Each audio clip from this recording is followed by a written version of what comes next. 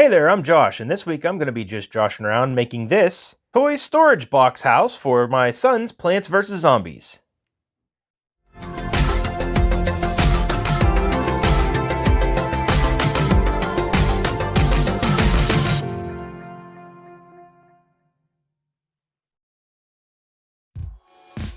I actually worked on this project back in December, and I'm just now releasing the video. There's not really a particular reason for that, other than the fact that I wanted my first videos for this year to be kind of a fresh start in my shop. But anyway, yeah, I worked on this back in December because this was actually a gift for my son. My little guy Liam turned 5 back in December, and I wanted to make a special gift for him for his birthday. The plans changed for this project multiple times, but it started out as an idea that my wife had for me to make a Crazy Dave's House playset for him for his Plants vs. Zombies figures.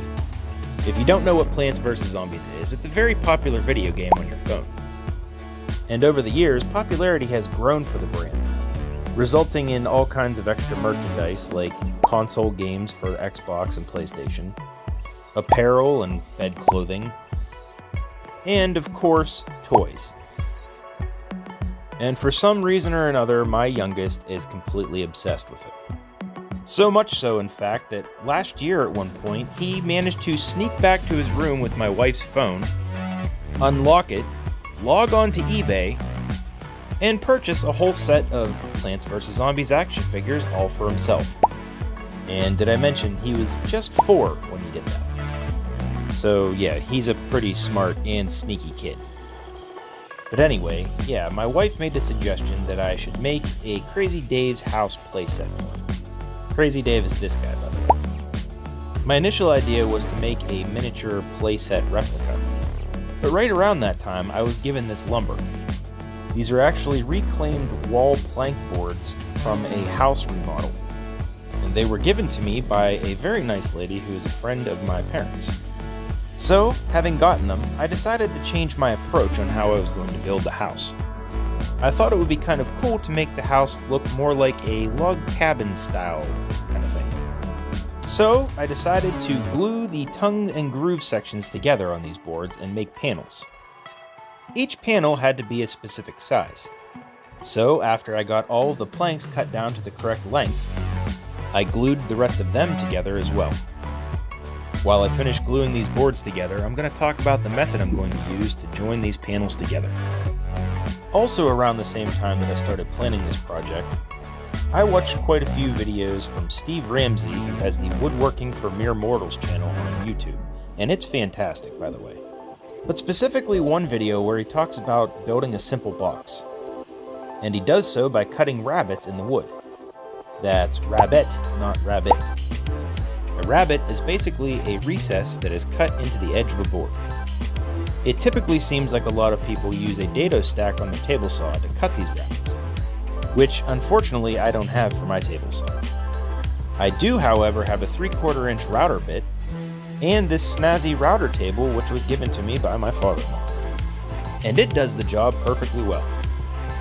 Another thing that I'm doing is cutting some dados into 3 of the panels, and I'll show you why here in a second. But before that, I'm going to cut a grid pattern on this large panel.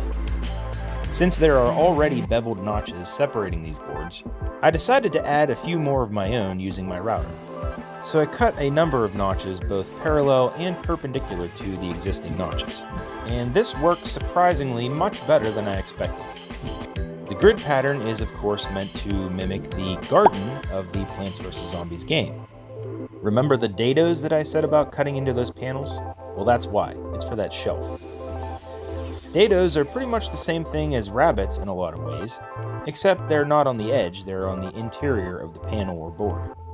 And they act as slots for the boards to slide into. After assembling the house with a drive fit in order to find the correct angles for the roof, I'm going to go ahead and use my table saw and cut those pieces. There's nothing too complicated here. I just use my angle finder to copy those angles onto all the boards that need it. They all get cut to the same angle. I made sure to hold the roof panel up to the side so I could verify that all of the pieces would fit together properly. And then cut that piece down to size as well, making sure to put the same angles on the edges. Then I pulled out the miter gauge and cut the sides down to size as well. As you can see, I confirmed that the piece is all assembled with a dry fit multiple times in this process. Next up, I marked out some windows and a door on 3 of the panels. For the windows, I wanted them to be centered on the bottom of the side panels. And the door will of course be centered on the front panel. I considered adding some more windows to the tops of the side panels as well, but I decided against that. They're not really serving a purpose other than aesthetics. In order to cut the windows and the door, I drilled 1 hole in each and then cut them out using my scroll saw. These cuts went super quick and they turned out really clean and neat. In fact, it's pretty weird how underrated the scroll saw is as a tool. At least in my opinion anyway. It's definitely one of my most used tools. Once I had all of those pieces cut out, it was time to move on to final assembly. I put the house together working from the bottom up, securing the front panel into the dado that I had cut into the floor. I applied a nice amount of glue to all of the joints, but I didn't go overboard. After getting all of the sides in place, I slid in the shelf and had to work a little bit to get it to fit just right. I used clamps as I went along and brad nailed all of the pieces together. I switched up the clamping arrangement as I went, just to help verify that all of the corners were nice and square. This took some trial and error along the way, but ultimately I just repeated the process until the house was assembled. One thing that I didn't really point out before is that back panel, you know, the one that I cut the grid into, will serve as a sliding vertical lid, so to speak. I decided to use the tongue and groove functionality of these boards to achieve that idea. And that's why I left a little lip on the front end as well. The idea being that my son can remove that back panel, slide it into place on the front of the house with the grid facing up, where he can quote-unquote plant his garden. Yeah, just like this. It's a pretty cool idea, I thought. Now that the house was assembled, I went ahead and started sanding all the edges and surfaces to clean them up. Like I mentioned before, these boards were previously used as wall planks, so they were already nice and smooth and I didn't have to go too crazy with the sanding, thank goodness. I decided to stain most of the house using some teak oil. I always have good results with this stuff, and it gives the wood a nice warm appearance. For the garden, I used some of my green stain that I had left over from when I made the green lantern light. I'm honestly not too crazy about how this stuff works. This is the second project that I've used it on, and I seem to get mixed results. But I guess it does the job well enough. The teak oil, however, is always a beautiful finish on the wood. I didn't film it, but I actually glued a piece of felt onto the bottom of the house as well, just to help make sure that my son doesn't scratch up the floors. And with that, it was done. I'm pretty pleased with how this thing turned out. I think it's a nice combination of form and function.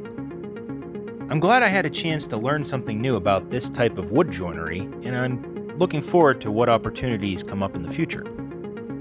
The best part about this project, though, was the look on my son's face when I gave it to him for his birthday. He absolutely loved it. He got so excited he dumped out all of his figures and started building a garden right away.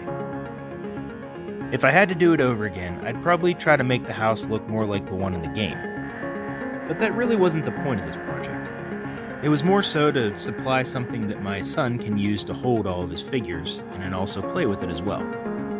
And boy oh boy, he really has enjoyed it so far. So I'm happy about that. All in all, I'm pretty happy with how this toy box turned out. I enjoyed it because it was a good opportunity for me to try out a method of wood joinery that is pretty new to me. And now that I'm a little bit more familiar with these techniques, I'm looking forward to using them for future projects. Obviously, these techniques are a little more universal than just a toy box, and specifically a Plants vs. Zombies toy box. But for our purposes, it was perfect. And my son's reaction was priceless. But what do you think? Let me know in the comments below. And if you like this video, please be sure to like it and subscribe. And go ahead and share it with somebody too. That's it for this week. Thanks for watching, and I'll see you next time.